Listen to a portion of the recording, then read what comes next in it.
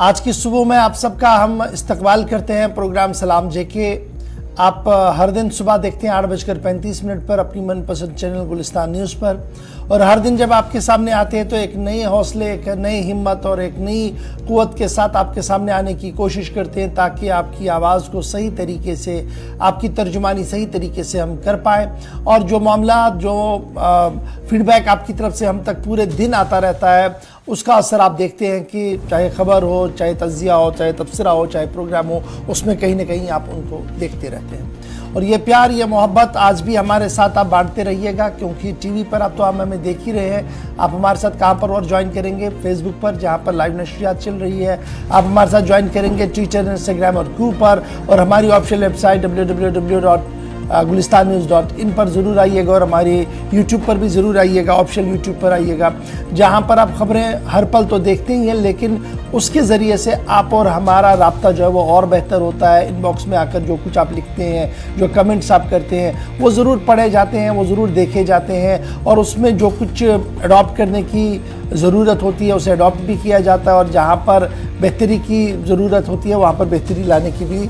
कोशिश की जाती है। तो ये सिलसिला आज भी आप इसी तरीके से जारी रखिएगा, लेकिन प्रोग्राम के तय फॉर्मेट के हिसाब से सबसे पहले आज चूँकि 11 जनवरी है, तो 11 जनवरी तारीख़ी पस मंज़र में क्या कुछ हमें कह चुका है, याद दिलाएंगे मेरे साथी आसिफ रशीद, दिल्ली स्टूडियो में मौजूद है मेरे साथ।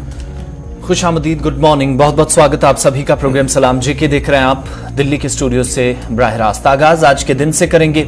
हिस्ट्री ऑफ द डे में खास क्या है? आज 11 तारीख है जनवरी, यानी पहला महीना जिसका दूसरा हफ्ता चल रहा है साल 2023 का। 1613 में आज ही का वो दिन था जब मुगल शहंशाह जहांगीर ने ईस्ट इंडिया कंपनी को सूरत में यानी गुजरात के अंदर जहां कारखाना लगाने की इजाजत दी थी, वो आज का दिन था। अंग्रेजी कैलेंडर के मुताबिक 1613 में तारीख 11 जनवरी की आती है। 1759 में आज ही के दिन अमेरिका के फिलाडेल्फिया में आज पहली लाइफ इंश्योरेंस कंपनी का आगाज हुआ। इसके अलावा 1942 में जापान ने मलेशिया की राजधानी कोलंबोर पर कब्जा किया। दारुल हुकूमत पर कब्जा हुआ था 1942 में 11 जनवरी के रोज। 1958 में मशरकी पाकिस्तान, जिसको अब बांग्लादेश कहा जाता है, जहां 2 लाख हिंदुस्तानियों को कैंपों में कैद किया गया 1958 के दौरान। और 1971 में जो कुछ हुआ, मुबस्सरीन के मुताबिक, कमेंटेटर्स के मुताबिक या पॉलिटिकल पंडित्स के मुताबिक, 1971 में जो कुछ हुआ वो नतीजा 1955 से 56 के दरमियान शुरू हुई उसी जद्दोजहद का या कोशिश का था जो हमने आज के दिन यानी 11 जनवरी को भी देखा 1958 में। इसके अलावा आज के दिन 1962 में 11 जनवरी को पेरू के अंदर आतिशफिशा पहाड़ के फटने से 4000 लोगों की जान चली गई। साल 1972 में आज ही के दिन बांग्लादेश के अंदर ही जो मशरकी पाकिस्तान था,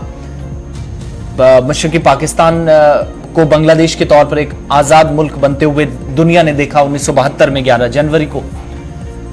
इसके अलावा 1966 में रियो डी जेनेरियो, ये ब्राजील का एक छोटा सा जजीरा है जहां जमीनी तोदा गिरा, 550 लोगों की मौत हो गई इस हादसे। और 1991 में आज से 30 वर्ष कबल अमेरिकी कांग्रेस ने सदर जॉर्ज बुश को इराक पर हमले करने के हुकूक दिए। ये शुरुआत आज के, यानी अमेरिका और इराक के दरमियान जो आज तल्खियां देख रहे हैं, या लड़ाई झगड़ा, या फिर जो लड़ाई सद्दाम हुसैन तक पहुंची थी, उसकी शुरुआत दरअसल 90 की दहाई में शुरू हुई थी। और पहली मर्तबा जो हाउस ऑफ पार्लियामेंटेरियंस का है, जहां पर अमेरिका के नुमाइंदे बैठते हैं, उन्होंने जॉर्ज बुश को ये इजाजत दी थी कि आप इराक पर जाकर हमला कर सकते हैं। तो ये हिस्ट्री ऑफ द डे में बड़ी बातें थी हिंदुस्तान और आलमी तारीख में कुछ अहम वाकयात जो आपको प्रोग्राम के फॉर्मेट के मुताबिक हम बताते हैं, दिखाते हैं। आप हमारे साथ रहेंगे, तमाम सोशल मीडिया प्लेटफॉर्म्स पर भी आप अपनी आरा से हमें आगाह करते रहिएगा, बताइएगा कहां पर गलती, कोताही, कोई खामी है तो उसको दूर करने की कोशिश आपकी मदद से होगी। और प्रोग्राम का आगाज होगा आज, शुरुआत एक बार फिर जम्मू कश्मीर की खबरों से करेंगे। वादी कश्मीर आपको प्रोग्राम की इब्तिदा में ले चलते हैं। चलिए जी, प्रोग्राम का आगाज करते हैं जी एक उस खबर से जो रात देर गए सामने आई थी, क्योंकि रात देर गए शहर श्रीनगर के सिविल लाइंस इलाके के अंदर आग की होलनाक वारदात रुनुमा हुई है। और गदूद बाग जो हब्बा कदल का एरिया है, कंजक्टेड एरिया है, तस्वीर आपके सामने है किस तरीके से श्रीनगर के इलाके के अंदर आग की वारदात रुनुमा हुई। ताहम बर वक्त कार्रवाई की है जी फायर एंड इमरजेंसी डिपार्टमेंट ने, और वहाँ पर आग को मज़ीद फैलने से जो है वो रोका गया है। ताहम इस पूरे वारदात के दौरान रिहायशी मकान को जो नुकसान भी पहुँचा है।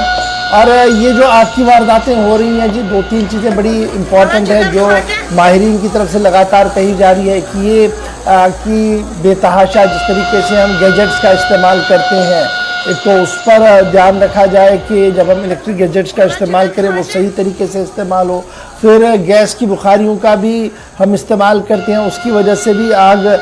जो है इन दिनों लग रही है और लगातार इस तरीके के इंसिडेंट जो है वो हो रहे हैं। तो अगर 2-3 चीज़ों का हम एहतियात करें तो एहतियात का ये असर होगा कि इस तरीके के इंसिडेंट जो है वो हमारे पास नहीं होंगे। तो हम अच्छी खबर इसमें ये है कि इस पूरे वारदात में किसी तरीके का माली जानी नुकसान नहीं हुआ है। ताहम माली नुकसान की इतला जो है वो लगातार आई है। इस खबर के बाद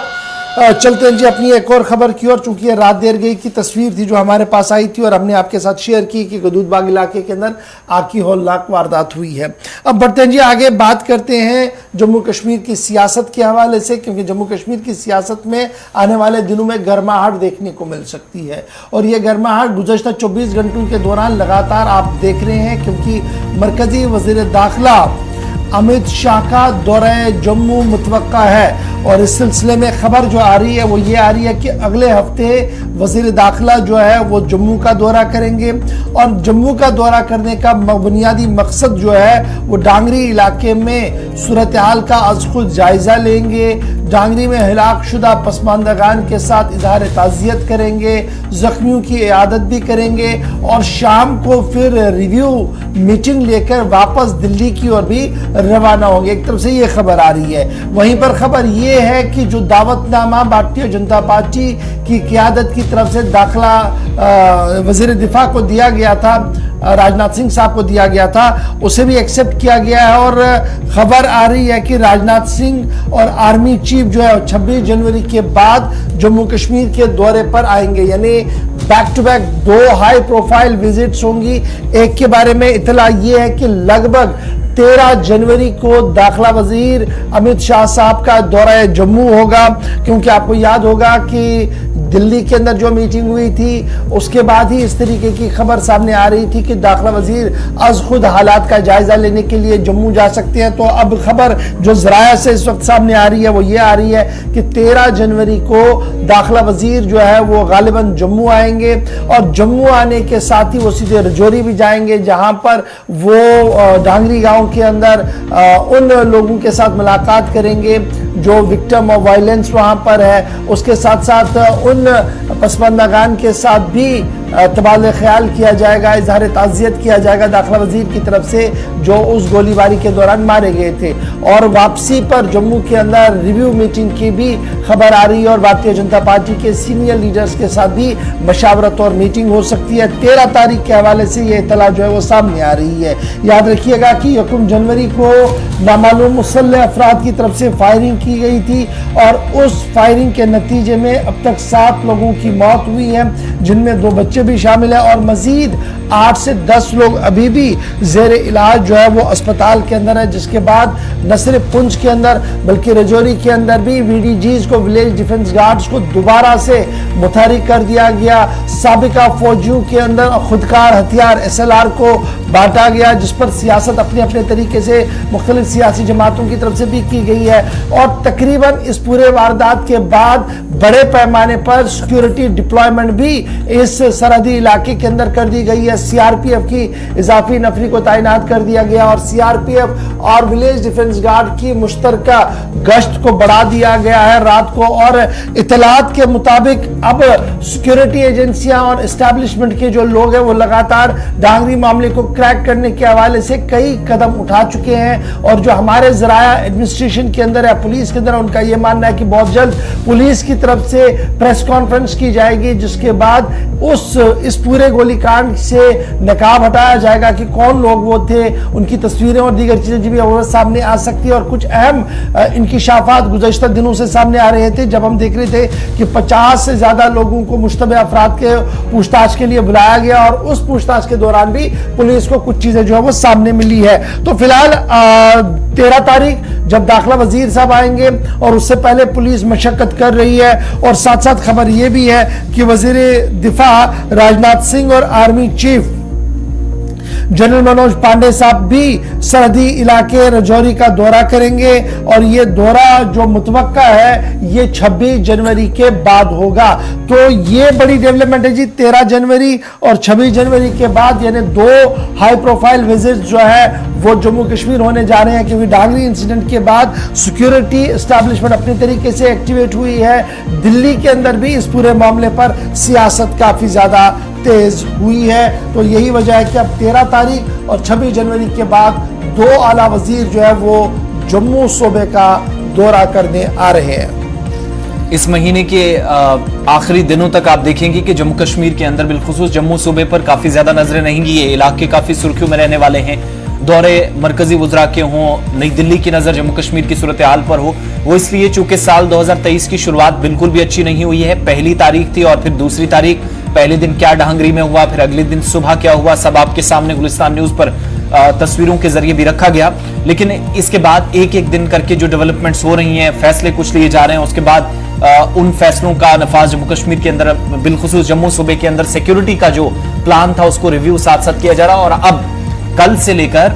30 जनवरी तक का ये जो पूरा 14-15 दिनों का अरसा गुजरेगा, ये काफी बिजी शेड्यूल एक तरह से जम्मू के अंदर सिक्योरिटी इदारों के लिए, सिविल इदारों के लिए रहने वाला है। पहले से हम सीआरपीएफ, जम्मू कश्मीर पुलिस और फौज के मुतअद्दिद इलाकों में नाके, रात के वक्त में गश्त, डांगरी के इस सानहे के बाद हम देख रहे हैं कि ये पेशरफ्त काफी ज्यादा हुई है। अब वज़ीर दाखिला का जब दौरा होगा तो उनके साथ आप देखेंगे कि सलामती सूरत हाल का जब जायजा लिया जाएगा तो पुलिस और बाकी जो सिस्टर एजेंसीज हैं जिनने मुख्तलिफ इलाकों के अंदर कार्रवाइयां अंजाम दी और जिन लोगों से पूछताछ हुई है, वो सारा खाका तैयार करके उनके सामने भी रखा जा सकता है जब लाहिकीन के साथ वो मुलाकात करेंगे 13 तारीख को। गालिबन उम्मीद की जा रही है कि वो जम्मू कश्मीर पहुंचेंगे। तो अब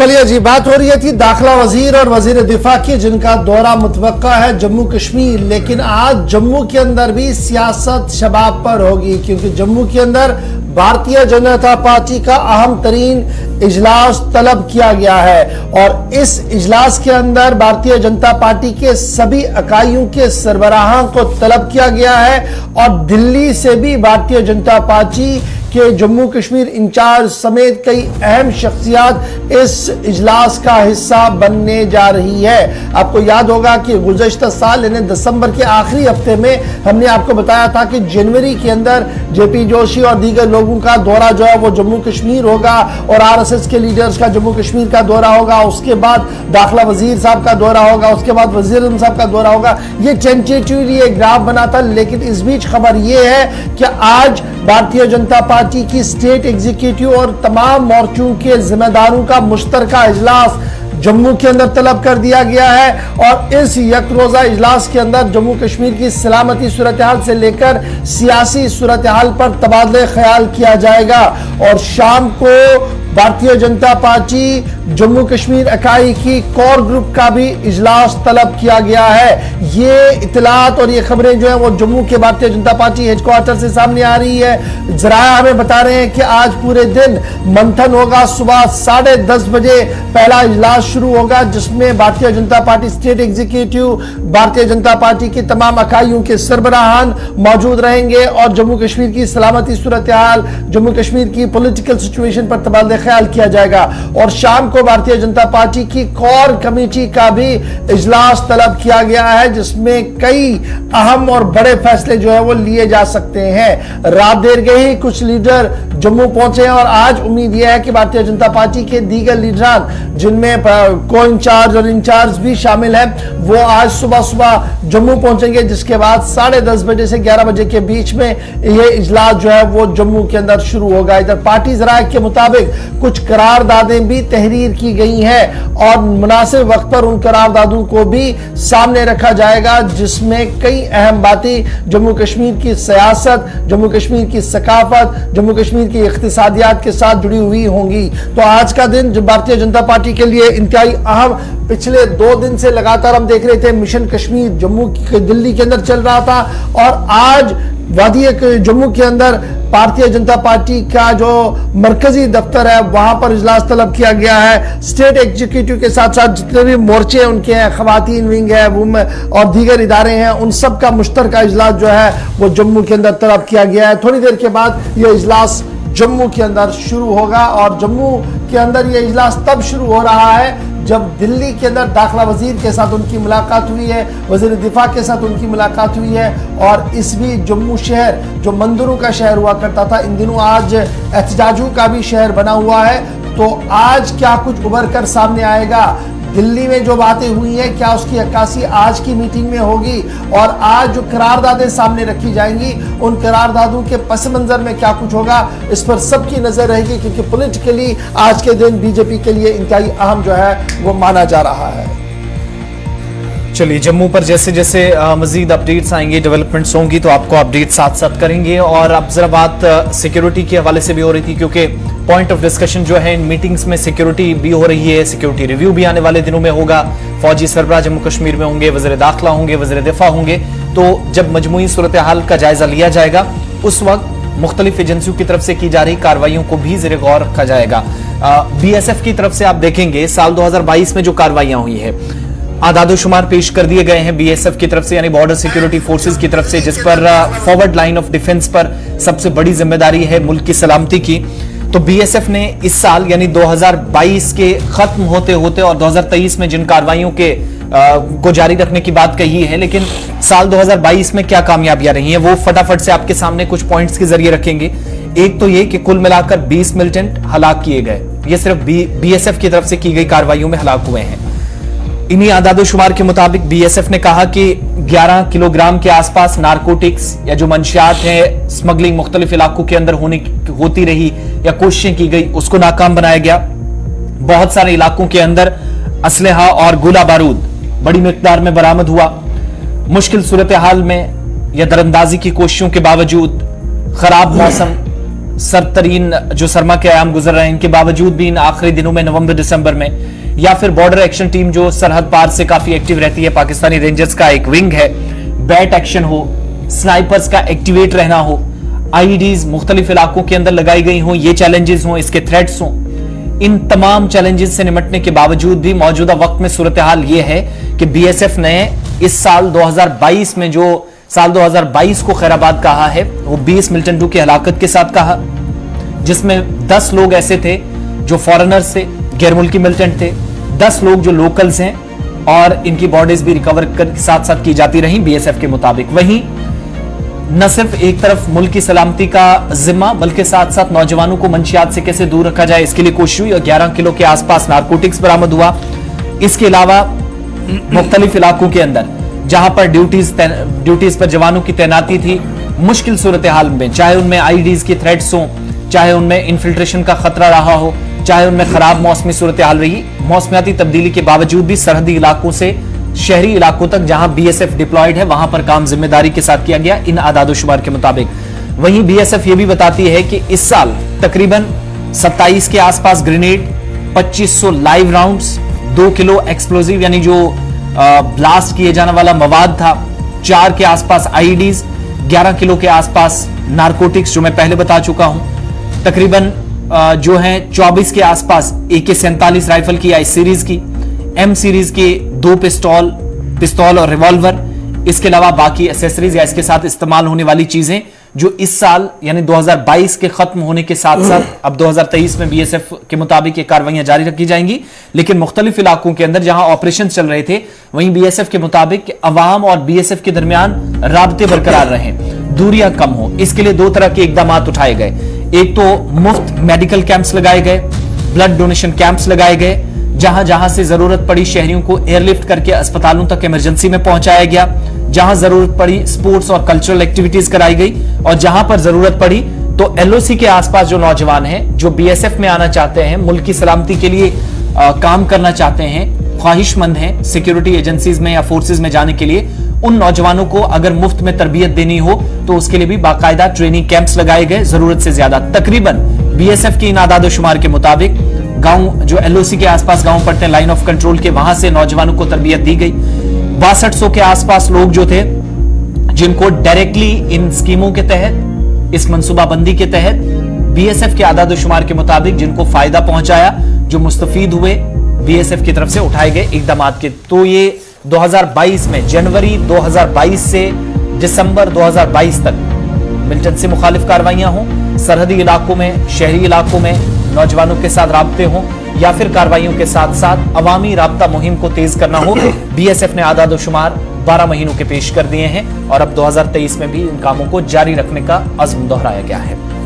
चलिए जनाब, बीएसएफ की कार्रवाई के बाद और बीएसएफ के रिपोर्ट कार्ड के बाद जरा एक और बड़ी खबर की ओर भी चलते हैं, और ये बड़ी खबर ऑडिट की है। जहां हम आज तक सिर्फ पैसों का ऑडिट सुनते आ रहे थे, वहीं पर अब ह्यूमन रिसोर्स का भी ऑडिट होगा। यानी ये ह्यूमन रिसोर्स का ऑडिट पिछले 2 साल से लगातार हमारी नजरों के सामने था, लेकिन अब खबर ये है कि जम्मू कश्मीर इंतजामिया ने बड़ा फैसला ले लिया है और इस सिलसिले में मैन पावर ऑडिट को कराने के हवाले से तमाम डिपार्टमेंट्स को मुतहरिक कर दिया गया है। हाई लेवल कमेटी बहुत जल्द एजेंसी को फाइनलाइज करेगी जो तमाम महकमों के अंदर मैन पावर ऑडिट करेगी, और ये जो सरप्लस स्टाफ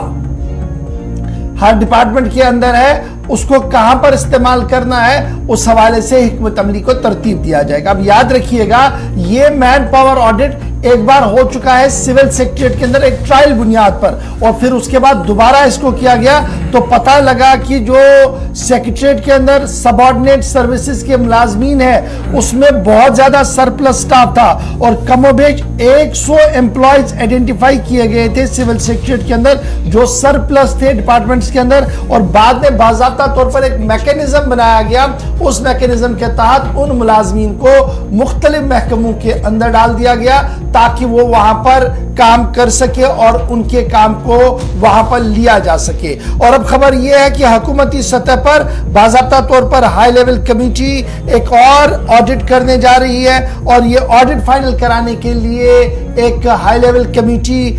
एजेंसी को हायर करेगी और ये एजेंसी काम करेगी, जिसके बाद ये ऑडिट जो है वो सामने आएगा। मजीद इस खबर पर जरा गुफ्तगू करते हैं, सीधे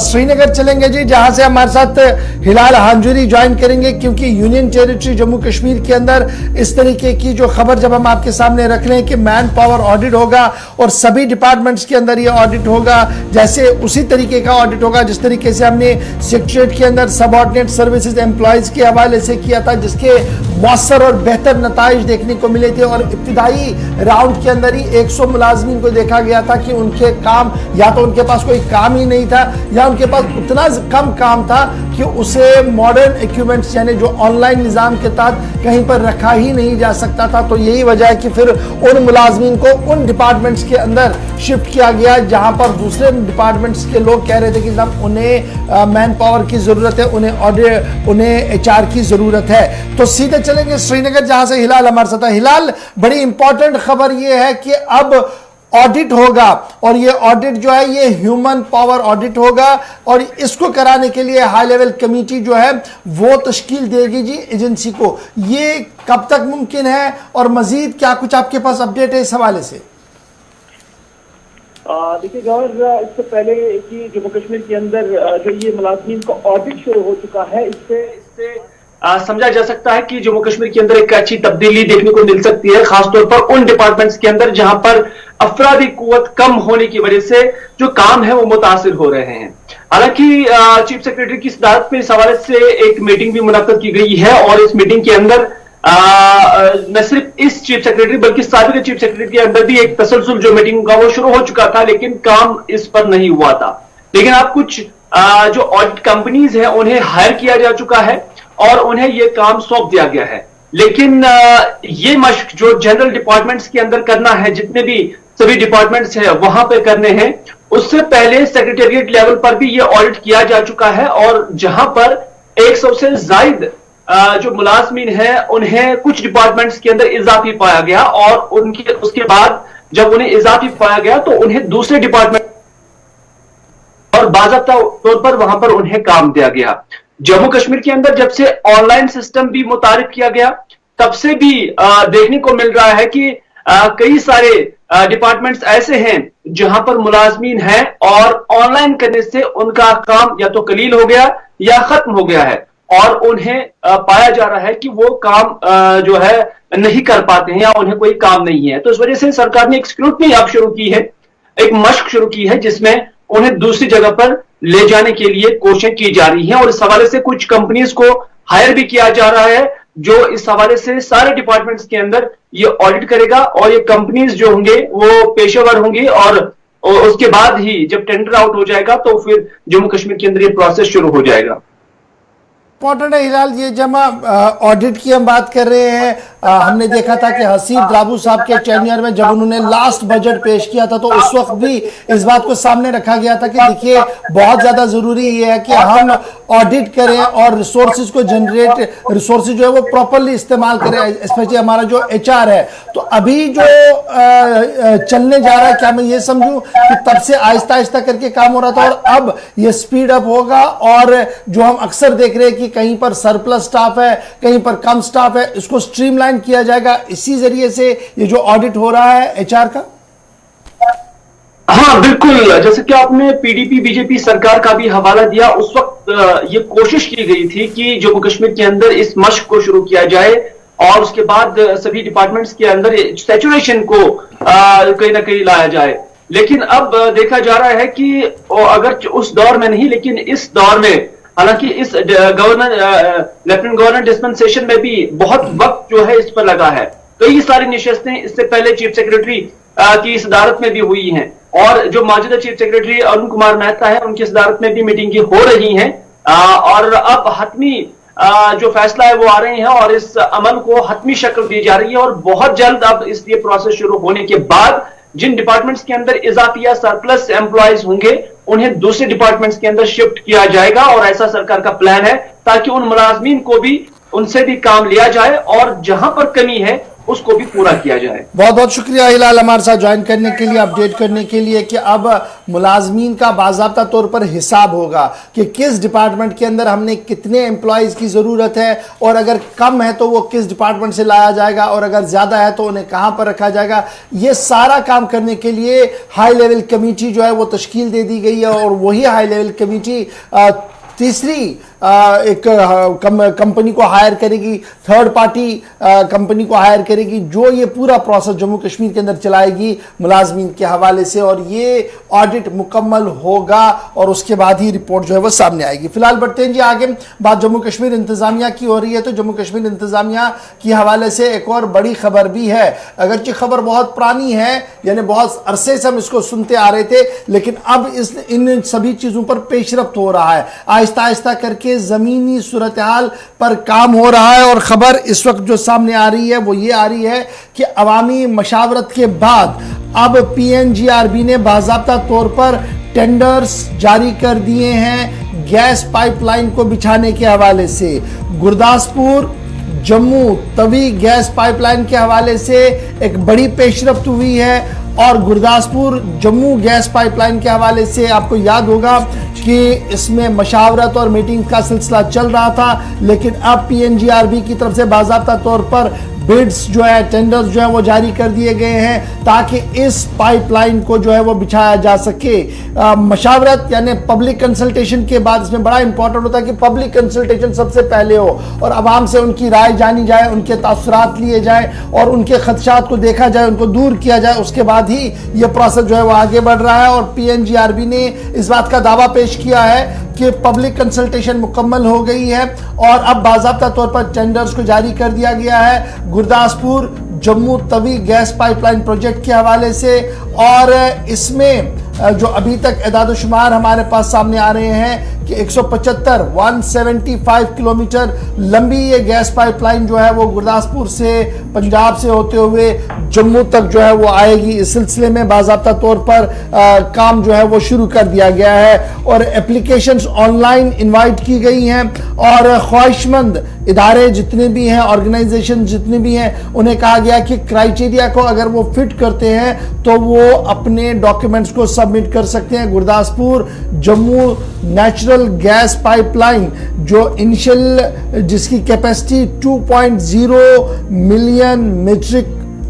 बताई गई है, क्यूबिक मीट्रिक बताई गई है, यानी हर दिन ये कम से कम 2.0 मिलियन मीट्रिक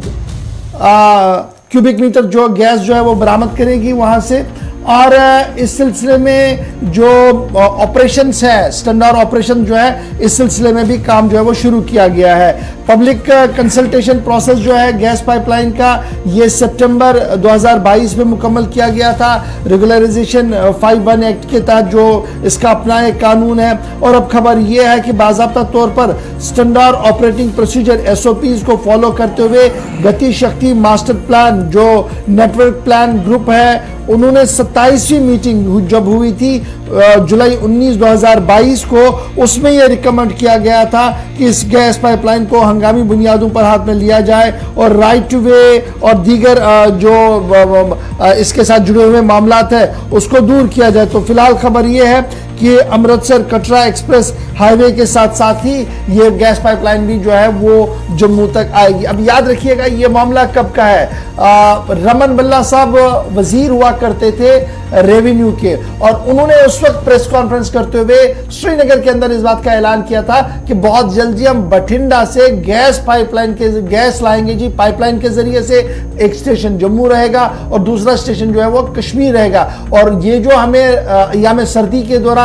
गैस की किल्लत होती है दूर दराज इलाकों के अंदर, वो जी कम हो जाएगी क्योंकि पाइपलाइन से हमारे पास पूरा निजाम जो है वो चलता रहेगा। तब की बात थी, लेकिन तब से लेकर अब खबर ये है कि अब आकर ये पूरा मामला जो है वो स्ट्रीमलाइन हो रहा है और टेंडर्स को जारी करने की बात भी हो रही है। फैसल रियाज मेरे साथ श्रीनगर से है। फैसल जरा अपडेट कीजिएगा, मजीद क्या कुछ तफसीलात आपके पास है कि इस गैस पाइपलाइन के हवाले से कहां तक काम पहुंचा और क्या कुछ और अंदर की खबर है?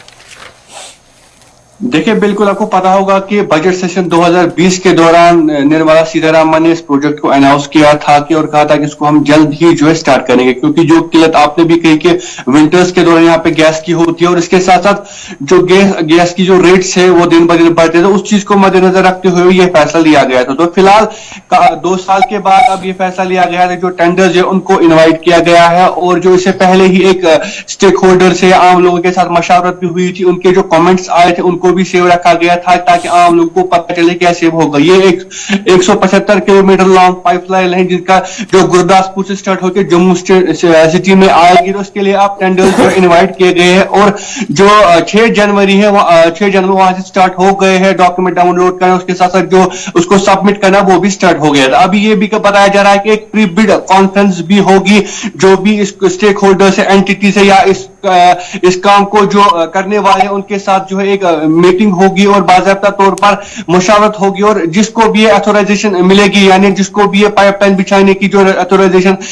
मिलेगी वो उसके बाद फिर सर्वे करेगा, वो इस एरिया में जाएगा, सर्वे करेगा और फिर एक एक्सपेंडिचर बनाएगा कितना खर्चा उसको आ सकता है और उसके बाद ही जो है बाकायदा तौर पर इस पे काम शुरू होगा। फिलहाल जो टेंटेटिव रूट्स इसके लिए दिए गए हैं वो गुरदासपुर, पठानकोट, कठुआ और सोमबा से लेकर जम्मू तक जो है दिया गया है। इनके बीच ही जो है ये पाइपलाइन बिछेगी और उसके बाद जो फिलहाल खबरें यही है कि जैसे ही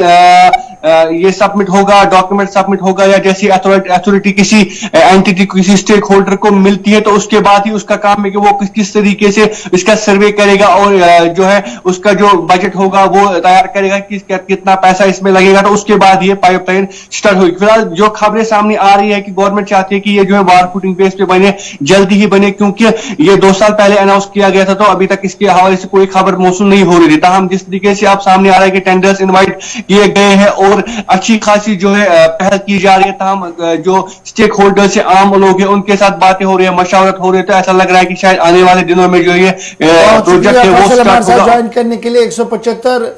किलोमीटर लंबी गैस पाइपलाइन के हवाले से काम का आगाज हो गया है, यानी टेंडर प्रोसेस जो है वो खुल गया है, विंडो खुल गया है। बहुत जल्द टेंडर प्रोसेस मुकम्मल होने के बाद ग्राउंड जीरो पर काम भी शुरू होगा, इस तरीके की उम्मीद हम लगाएं, क्योंकि दुनिया कहां से कहां पर पहुंच चुकी है और अभी वादी कश्मीर के अंदर हम किस तरीके से रफ्तार पकड़ने की कोशिश कर रहे हैं वो आपको इस गैस पाइपलाइन के जरिए से खबर पता लग गई होगी। बढ़ते हैं जी आगे। बात अब आपको आसिफ रशीद बताएंगे कि सीबीआई कार्रवाई कर चुकी है और उस कार्रवाई के बीच अब मजीद किन लोगों को पकड़ा और पूछताछ के लिए बुलाया जा सकता है। बिल्कुल, सीबीआई की तरफ से कार्रवाई की जा रही है और ये मामला है जल शक्ति डिपार्टमेंट के अंदर जो भर्तियों का मामला था जूनियर इंजीनियर्स का। इस केस के सिलसिले में आपको याद होगा कि जम्मू कश्मीर इंतजामिया की जानिब से अपनी जगह पर तहकीकात कराने के साथ साथ सीबीआई की तरफ से तहकीकात की जाए, इसकी सिफारिश भी कर दी थी। लेकिन अब इसमें मजीद पेशरफ्त ये हुई है कि कुछ बड़े लोगों के नाम सामने आए हैं और सीबीआई की तरफ से जो मुकदमा दर्ज किया गया है, जो जिन लोगों को बुक किया गया है,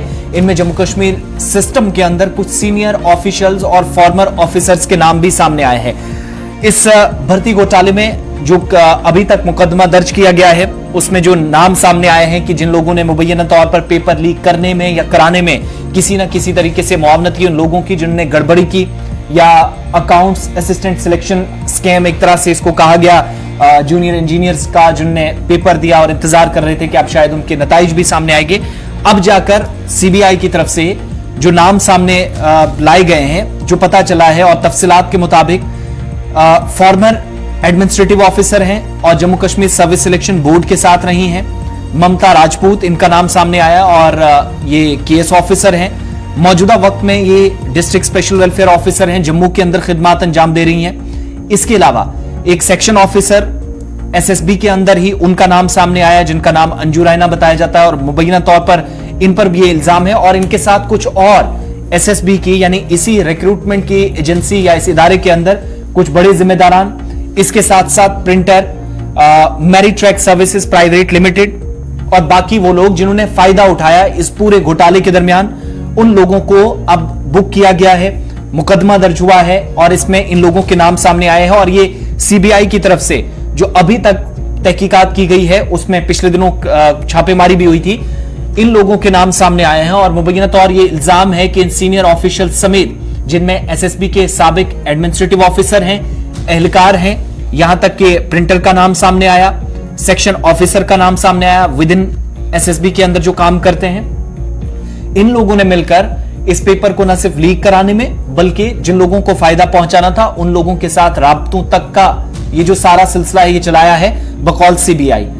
30 नवंबर को पिछले साल यानी 2022 में आपको याद होगा कि सीबीआई की मुख्तलिफ टीमों की तरफ से जम्मू कश्मीर पुलिस के साथ और सीआरपीएफ के साथ मिलकर 1 दर्जन से ज्यादा ऐसे मकामात थे जम्मू के अंदर, सांबा के अंदर और जम्मू कश्मीर से बाहर भी छापेमारी की गई थी इसी केस के सिलसिले में। और जहां पर इतलात थी कि ये जो accounts assistant, finance accounts assistant जिसमें ऑलरेडी तहकीकात चल रही थी, लेकिन साथ साथ जूनियर इंजीनियर के जो एग्जाम्स हुए थे जल शक्ति डिपार्टमेंट के अंदर भर्ती घोटाला था, इस केस के सिलसिले में तार जो है वो जम्मू कश्मीर ही नहीं जम्मू कश्मीर से बाहर भी कुछ लोगों के जुड़े हैं। तो उस वक्त जराये के हवाले से यह भी पता चला था कि बहुत सारी ऐसे ट्रांजैक्शंस हुई थी गैर कानूनी तरीके से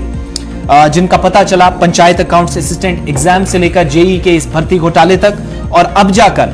जो इब्तदाई इंक्वायरी हुई है, तहकीकात अभी तक हुई है सीबीआई की तरफ से, अब ये जरा ये बता रहे हैं कि आने वाले 1-2 हफ्तों के अंदर मजीद बड़े नाम सामने आ सकते हैं और बाकायदा जब चार्जशीट तैयार होगी तो इन लोगों के नाम हो सकता है टॉप ऑफ द लिस्ट हो। लेकिन अभी तक की इतलात के मुताबिक जो प्रिलिमिनरी इन्वेस्टिगेशन हुई है उसमें उन लोगों के नाम भी सामने आए जिन्होंने फायदा उठाया इस भर्ती घोटाले में और जिन लोगों ने फायदा पहुंचाया, जिनमें हैरानी की बात है कि सीनियर सर्विस सिलेक्शन बोर्ड जिस पर लगातार सवाल था कि जनाब उन अफसरों से क्यों नहीं पूछताछ हो रही, उनमें शुरुआत हो गई है। लेकिन खबर यह है कि आने वाले दिनों में एक और एफआईआर भी दर्ज होगी और वह एफआईआर भी मुलाजमत के हवाले से ही होगी, क्योंकि जब ये पूरी इन्वेस्टिगेशन चल रही है इस वक्त तो खबर सीबीआई के हाथ एक और बड़ी भी लगी है जिसका वो खुलासा आने वाले चंद दिनों के अंदर अंदर करेंगे। फिलहाल बढ़ते हैं जी आगे, बात अब जरा करते हैं सन्नत के हवाले से। और सन्नत के हवाले से आपको याद होगा कि गुज़श्ता दिनों महमूद अहमद शाह साहब ने हमारे ख़ुसूसी ट्रांसमिशन में इस बात का खुलासा पेश किया था कि जम्मू कश्मीर इंतजामिया और उनका महकमा लगातार इस कोशिश में है कि जम्मू कश्मीर की सन्नत और वादी कश्मीर की सन्नत को एक मनफरद मकाम मिले और जीआई टैगिंग और ऑनलाइन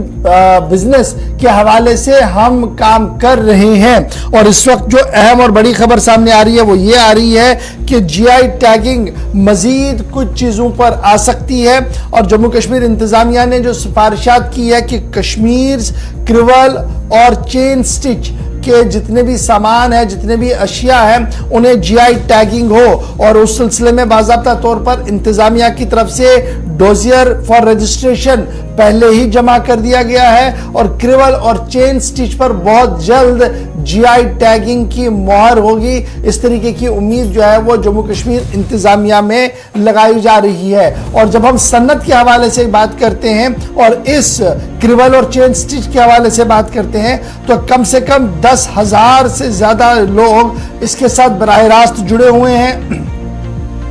और वो अपना रोजमर्रा का कामकाज इसी से चला रहे हैं। सरकारी आदाद शुमार के मुताबिक क्रिवल और चेन स्टिच का जो एक्सपोर्ट बिजनेस है हमारा वो कम से कम 200 करोड़ रुपया सालाना है। ये भी इसकी एक पॉजिटिव पॉइंट है कि किस तरीके से इसको लिया जाए। फिलवक्त 7 ऐसे क्राफ्ट्स कश्मीर से हैं जिन्हें जीआई टैगिंग मिल चुकी है, जिनमें कानी शाल है, जिनमें पश्मीना है, सोजनी पेपर मैशी है, वॉलनट है, उसके साथ साथ कार्विंग है, खत्मबंद है और उसके साथ साथ कुछ और चीजें भी हैं जिन्हें जीआई टैगिंग अभी तक करवा दी गई है। और अब इंतजामिया का मानना है कि मजीद जीआई टैगिंग जो है वो होगी। जहां एक तरह से जीआई टैगिंग की हम बात करें वो इन पर मजीद 5 और क्राफ्ट है जिनमें कश्मीरी नमदा है, वगू है, शिकारा है, गब्बा है, कश्मीरी वूलन के आइटम्स है। उनके लिए भी डोजियर जो है वो जीआई सर्टिफिकेट के लिए भेज दी गई हैं और उम्मीद लगाई जा रही है कि ये सारी चीजें जो है इस महीने के वस्त या आखिर तक आएंगी, जिसके बाद जीआई टैगिंग के मसनूआत जो है वो हमारे हाथ में होंगे। अब ये जीआई टैगिंग से फायदा क्या होगा? एक उस हुनरमंद और उस कारीगर का पता लगता है जिसने इसको बनाया हो। दूसरा, डुप्लीकेसी बहुत ज्यादा है, फर्जी बहुत ज्यादा मार्केट के अंदर है। जीआई टैगिंग से वो फर्जियत खत्म होनी है। तीसरा ये कि कश्मीर का प्रोडक्ट कश्मीर के नाम पर ही बिके और जम्मू कश्मीर का प्रोडक्ट जम्मू कश्मीर के नाम पर बिके। इस सिलसिले में ये जीआई टैगिंग जो है वो इंतहाई अहम मानी जा रही है। फिलहाल खबर ये है कि क्रिवल और चेन स्टिच पर भी जीआई टैगिंग बहुत जल्द होगी। चलिए, वादी कश्मीर के हवाले से बात हो रही है तो एक और अहम खबर आपको बताएं और ये खबर है मंशियात के हवाले से। जम्मू कश्मीर के अंदर मुसलसल हमने साल 2022 के पहले कुछ महीने हों या आखिरी कुछ महीने हमने अलग अलग रिपोर्ट्स आपको दिखाई हैं, लेकिन एक और ताजा तरीन रिपोर्ट आई है साल 2023 की। एक बड़ी और अहम रिपोर्ट है। इन पहले 1-2 हफ्तों की बात करें तो ये इम्हांस की एक और स्टडी है, ताजा तहकीक है, जिसमें ये पता चला है, यानी इम्हांस वो इदारा जो मुसलसल इस तरह के मामलात पर नजर रखता है, सर्वे करता है और कितने लोग जो जम्मू कश्मीर के अंदर ड्रग एडिक्ट्स हैं, मंशियात का इस्तेमाल करते हैं या फिर इस दलदल में फंसे हैं, ये सारे आदाद शुमार हर महीने या हर हफ्ते हमारे सामने लाकर एक तरह से एक तस्वीर पेश कर देता है कि जम्मू कश्मीर के अंदर अभी भी सूरत हाल कैसी है। ताजा स्टडी के मुताबिक तकरीबन 34% के आसपास वादी कश्मीर के अंदर, इम्हांस की इस ताजा स्टडी के मुताबिक 34% ड्रग एडिक्ट या जो नशा करने वाले लोग हैं या ड्रग्स लेने वाले लोग हैं जो शादीशुदा हैं, इस ताजा तहकीकी स्टडी के मुताबिक यही आदाद शुमार बताते हैं। तकरीबन 62%, 61.70, ये करीब 62% ऐसे लोग बनते हैं इस स्टडी के मुताबिक जो वादी कश्मीर के अंदर जिनकी शादियां होनी अभी बाकी हैं, गैर शादीशुदा हैं, लेकिन आज के वक्त में ड्रग्स के इस दलदल में फंसे हैं या ड्रग्स एडिक्ट कहलाते हैं। एडिक्शन एक तरह से इस सर्कल में वो आ चुके हैं, इस मुख्तलिफ सब्सटेंसेस लेते हैं, अलग अलग जो चीजें हैं नशा करने वाली, उनका इस्तेमाल बड़े पैमाने पर होता है। तकरीबन 34% के आसपास लोगों का सिर्फ वादी कश्मीर या सिर्फ एक खित्ते से मौजूदा वक्त में 10 अजला के अलग अलग इलाके हैं। इस तहकीक को जब आप सही तरीके से देखेंगे, मुशाहिदा करेंगे, इस बात का अंदाजा लगाने पर मजबूर करता है कि साल 2022 में जो सर्वे किए गए इम्हांस की जानिब से 2023 में भी इस तरह की सिग्नल्स हैं जहां पर अभी भी एक तरह से रेड जोन, जब हम मंशियात की बात करते हैं तो तब कश्मीर सुबह आता है, जम्मू के अंदर भी तकरीबन सूरत हाल इसी तरह की है। इम्हांस के ताजा तरीन आदाद शुमार से यह पता चलता है कि जहां पर 34 या 35% के आसपास ऐसे लोग हैं जो शादीशुदा हैं, लेकिन इसके बावजूद भी वो मंशियात के इस दलदल में फंसे हैं। तकरीबन 62% या इसके आसपास लोगों की जो तादाद है वो गैर शादीशुदा है। इसमें हैरान कुन आदाद शुमार ये हैं या परेशान करने वाले ये हैं वालिदैन के लिए, सिविल सोसाइटी के लिए या उन तमाम लोगों के लिए जो एक तरह से इंटेलेक्चुअल्स हैं कि तकरीबन 15 से 40 साल तक की जिनकी उम्र है, 15 साल से 40 साल तक की उम्र है, ज्यादा ये जो एक्सपीरियंस है, ज्यादा ये जो सर्वे हुआ है वो इन लोगों पर हुआ है कि जो गैर शादीशुदा है, यंग एज में है। कई लोग टीनेजर्स भी जिनका नाम इसमें शामिल है, जिन लोगों की फहरिस्त में एक तरह से तस्वीर साफ हुई कि कितनी बड़ी तादाद आज के वक्त में भी, उम्रें कम लेकिन 62% के आसपास तादाद जो इस वक्त मंशियात का इस्तेमाल बड़े पैमाने पर करते हैं। अलग अलग सब्सटेंसेस हैं और इनमें हेरोइन का इस्तेमाल जो पिछले कुछ सालों में बढ़ा है, यही इमान्स की ताजा स्टडी बताती है।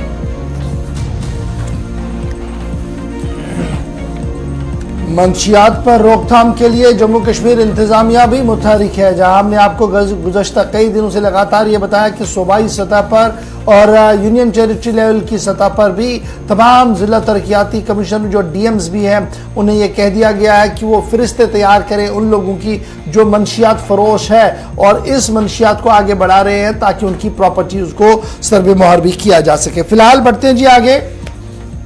अब बात करते हैं मौसम के मिजाज की, क्योंकि मौसम का मिजाज बदला बदला सा नजर आ रहा है। महकमे मौसमियात की ऐन पेशन गोई के मुताबिक इस वक्त बालाई इलाकों के अंदर हल्की से दरमियाना दर्जे की बर्फबारी शुरू हो गई है। बड़ी खबर हम आपको बता रहे हैं वादी कश्मीर से कि इस वक्त बालाई इलाकों के अंदर जैसे गगनगीर का इलाका है, तो तोसमदान वाला इलाका है और इसी तरीके से दीगर इलाके हैं, तो इस वक्त हल्की से दरमियाना दर्जे की बर्फबारी का सिलसिला जो है वो मुख्तलिफ इलाकों के अंदर शुरू हो गया है। महकमे मौसमियात की पेशन गोई के मुताबिक आज और कल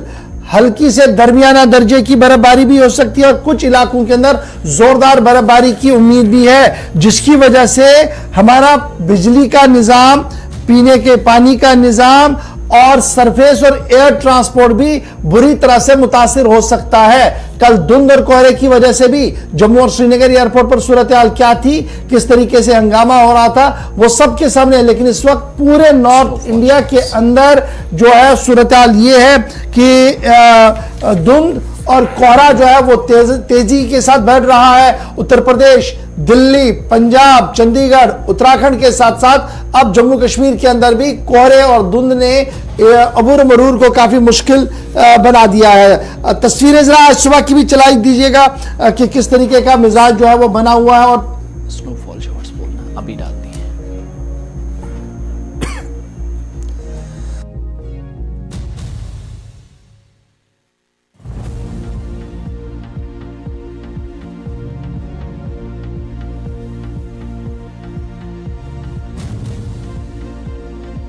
मुताबिक 11 और 12 जनवरी को पहले से ही महकमा मौसमियात ने पेशगोई की थी कि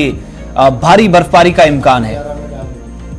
भारी बर्फबारी का इम्कान है। तो सूरत हाल यह है कि अब से थोड़ी देर पहले, अभी थोड़ी देर बाद आपको तस्वीरें भी बताते हैं मुख्तलिफ इलाकों के अंदर जो महकमा मौसमियात ने कहा था उसके ऐन मुताबिक मुख्तलिफ इलाकों के अंदर धुंध और घने कोहरे के साथ बलाई इलाकों के अंदर बर्फबारी का सिलसिला शुरू हो गया है और आइंदा 24 घंटों में महकमा मौसमियात के तर्जुमान के मुताबिक यह सिलसिला जारी रहने वाला है इसी तरीके से। और इसका बराह रास्त असर मैदानी इलाकों में आप देखेंगे, शाहराहों से राब्ता सड़कों तक। चलिए जी सीधे हम गांधरबल चलेंगे जहां से सलीम वानी इस वक्त हमारे साथ है। सलीम, बहुत शुक्रिया जी ज्वाइन करने के लिए। गगनगीर और आसपास के इलाकों की तस्वीरें हम इस वक्त टीवी पर चला रहे हैं, जहां पर हल्की से दरमियाना दर्जे की बर्फबारी का सिलसिला शुरू हुआ है और यह सिलसिला सिर्फ गगनगीर की पहाड़ियों पर नहीं दिख रहा है बल्कि गुलमर्ग और अफरवट की ऊपर वाली पहाड़ियों पर भी एक बार फिर यह हल्की से दरमियाना दर्जे की बर्फबारी जो है वो दिख रही है। क्या कुछ ताजा तरीन तस्वीर इस वक्त उभर कर सामने आ रही है जब 9:25 का वक्त है, क्योंकि ये तस्वीरें तकरीबन 9 बजे के आसपास की है, तो पिछले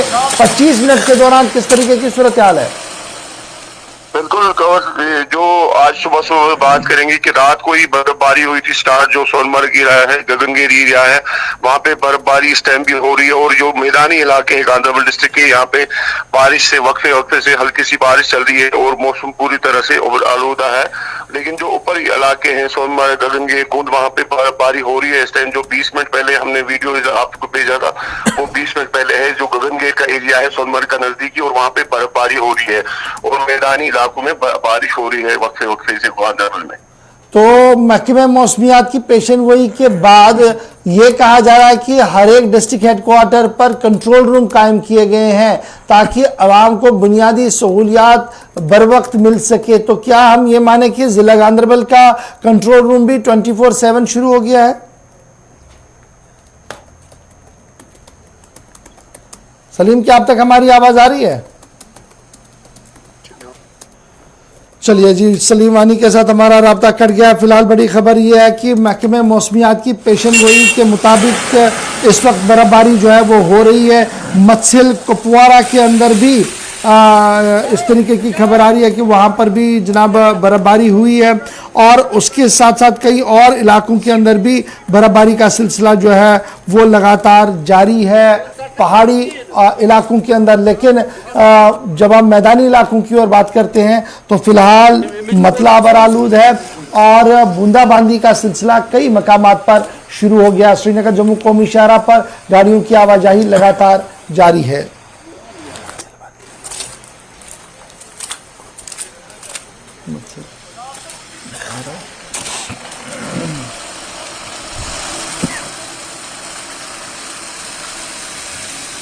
चलिए जनाब, महकमे मौसमियात की पेशन गोई के साथ साथ जरा बढ़ते हैं आगे। एक और पेशन गोई भी आई है और ये पेशन गोई सूबाई इंतजामिया की तरफ से जम्मू के अंदर कर दी गई है और तमाम डिप्टी कमिश्नर्स ने ये हुक्मनामा जारी कर दिया है कि अब आपने तमाम जो डिटेल्स हैं वो मकामी पुलिस स्टेशन को देनी होंगी। और ये किन लोगों की डिटेल्स आपको देनी होंगी? जिला जम्मू के डिप्टी कमिश्नर का एक और हुक्मनामा सामने आया है और ये हुक्मनामा तब सामने आया है जब एंटायर जम्मू प्रोविंस इस वक्त अलर्ट पर है डांगरी इंसिडेंट के बाद। तो खबर यह आ रही है कि सूबाई जिला मजिस्ट्रेट जम्मू ने बाज़ाब्ता तौर पर सभी मालिकाने मकान से यह कह दिया है कि अगर उनके पास कोई भी किरायादार है तो उसकी तमाम डिटेल जो है वो मैंडेटरी आपने पुलिस को देनी होगी। डिप्टी कमिश्नर की तरफ से राहत देर गए ऑर्डर जारी कर दिया गया और यह साफ कर दिया गया है कि अगर कोई भी प्रॉपर्टी ओनर जिसके पास कोई प्रॉपर्टी है और उसने वो सबलेट की है, रेंट पर दी है, मकान दिया है, पूरा दिया है, आधा दिया है, टेंडेंट वो उसके पास किराएदार है या वो पेइंग गेस्ट के तौर पर रह रहा है, तो वो जो भी वहां पर रह रहा है उन सभी लोगों की डिटेल्स एक प्रिस्क्राइब फॉर्म के अंदर आपने पुलिस थाने को देनी होगी। और ये साफ कर दिया गया है कि 10 दिन के अंदर अंदर ये डिटेल जो है वो तमाम मज़कूर SHOs तक पहुंचनी चाहिए, बसूरत दीगर बाद में कार्रवाई की जाएगी। तो जम्मू इंतजामिया अलर्ट पर है। 26 जनवरी भी सामने है। 26 जनवरी से पहले सूबाई इंतजामिया काफ़ी मुतहरिक हाई अलर्ट पर दिख रही है और इस बीच खबर यह है कि जम्मू के अंदर किराएदारों की डिटेल्स को पुलिस को देने की बात जो है वो सामने आई है और बाज़ाब्ता तौर पर डिप्टी कमिश्नर जम्मू की तरफ से DC जम्मू की तरफ से बाज़ाब्ता तौर पर ऑर्डर जो है वो जारी कर दिया गया है।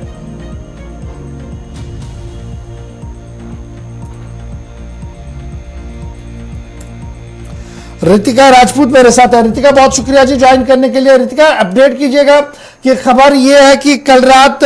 ऑर्डर जारी किया गया है, क्या कुछ ऑर्डर के अंदर कहा गया है? और इससे पहले भी हमने देखा था कि जब सुंजमा के अंदर हमला हुआ था तो उसके बाद भी पुलिस ने यह कहा था कि जितने भी किराएदार हैं जी उनकी डिटेल्स दी जाए। तो क्या मैं ये समझूं कि पुराने ऑर्डर पर काम नहीं हुआ, नया ऑर्डर निकालना पड़ा? जी बिल्कुल, आपको बता देना चाहती हूँ कि आम लोगों की सुरक्षा को कहीं ना कहीं ध्यान में रखते हुए ये ऑर्डर डिस्ट्रिक्ट मजिस्ट्रेट की तरफ से निकाला गया है, जिसमें साफ शब्दों में कहा है तमाम लोगों के घरों में जितने भी किराएदार हैं, जो भी पेइंग गेस्ट हैं, जो भी डोमेस्टिक हेल्पर्स हैं या फिर जिन भी लोगों ने अपनी जगहें झुग्गियों के लिए किराए पे दी हुई हैं, उन तमाम लोगों को इनके जो भी पूरी इंफॉर्मेशन है वो अपने नजदीकी पुलिस स्टेशन में जाके जमा करवानी होगी, क्योंकि तमाम जानकारी जो है वो नजदीकी पुलिस स्टेशन में होनी चाहिए कि आखिरकार ये व्यक्ति कहाँ के हैं, और साथ ही इनके आइडेंटिटी कार्ड जो है उनकी जानकारी भी जरूर इस फॉर्म में मेंशन की जाती है और जो किराएदार हैं और जो मकान मालिक है, दोनों के साइन जो है वो भी इसमें कंपल्सरी बताए जा रहे हैं। मुख्तलिफ इलाकों के अंदर देखते हैं तो किराएदारों की एक बड़ी तादाद है, जिसमें अलग अलग स्टेट से, अलग अलग यूटी से लोग गए हैं और कई लोगों ने यहाँ तक भी अपने घर का कामकाज जो है छन्नी इलाके के अंदर या आसपास के कुछ ऐसे घर हैं जहाँ पर लोग अपने कामकाज में बिजी रहते हैं, लेकिन इन लोगों के हवाले कर दिए हैं। क्या ये समझें कि उन तमाम लोगों को एक तरह से घर खाली करने का तो ऑर्डर नहीं है, लेकिन डिटेल्स जो है कंसर्न पुलिस स्टेशन के अंदर विद इन डेज करानी होगी? कोई टाइम लिमिट इसमें रखी गई है? जी बिल्कुल, फॉर्म में जो कल का नोटिस आया है, ऑर्डर आया है, उसमें साफ शब्दों में क्या है कि ऑर्डर आने के 3 दिनों के भीतर आपको अपने नजदीकी पुलिस स्टेशन में जाके ये जानकारी प्रदान करनी होगी। और इसके अलावा ये ऑप्शन भी दिया गया है कि आप एसएचओ को भी डायरेक्ट जो है ये रजिस्टर्ड पोस्टल एड्रेस के जरिए आप नजदीकी जो भी कंसर्न एसएचओ है उन्हें डायरेक्ट दे सकते हैं। और आपको बता दें कि यहाँ पे किराए पे जो देने की बात की जा रही है, यहाँ पे आउट ऑफ JNK से भी बहुत से लोग हैं जो इस किराए पे कमरे लेके काम करने के मोटिव से जम्मू में पहुंचते हैं और इसीलिए सुरक्षा कहीं ना कहीं सुनिश्चित करना जरूरी है। और लगातार जो आतंकी घटनाएं बढ़ रही हैं, इसलिए जानकारी पुलिस के पास होनी चाहिए कि आखिरकार ये व्यक्ति कहाँ के हैं, कहीं ये ऐसी कोई एक्टिविटी में तो इंक्लूड नहीं है जो राष्ट्र के हित में नहीं हो। इसलिए तमाम चीजों को पुष्टि करने के लिए, तमाम चीजों पे नजर बनाए रखने के लिए ये जानकारी जल्द से जल्द तमाम लोगों को पुलिस स्टेशन तक पहुंचानी है। बहुत शुक्रिया रितिका हमारे साथ ज्वाइन करने के लिए। फिलहाल वक्त हो गया जी यहाँ पर छोटे से ब्रेक का। ब्रेक के उस पार आएंगे तो एक बड़ी खबर से आपको बाखबर करेंगे कि क्या कुछ मत्सिल के अंदर इस वक्त की बड़ी खबर सामने आ रही है। खबर यह है कि एक बहुत बड़ा हादसा हुआ है। छोटे से ब्रेक के बाद डिटेल्स के साथ।